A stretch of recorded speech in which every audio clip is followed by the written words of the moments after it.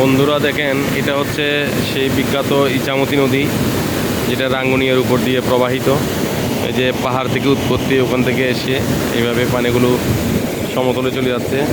কি তীব্র গতিতে পানিগুলো যাচ্ছে দেখেন, পানির স্ট্রোক,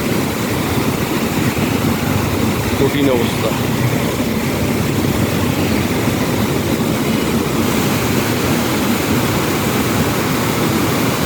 দেখছেন, খুবই সিরিয়াস, অনেক স্রোত।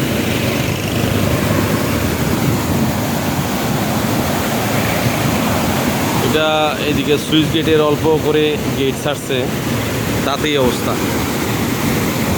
উপরে তো পানি আরো বেশি।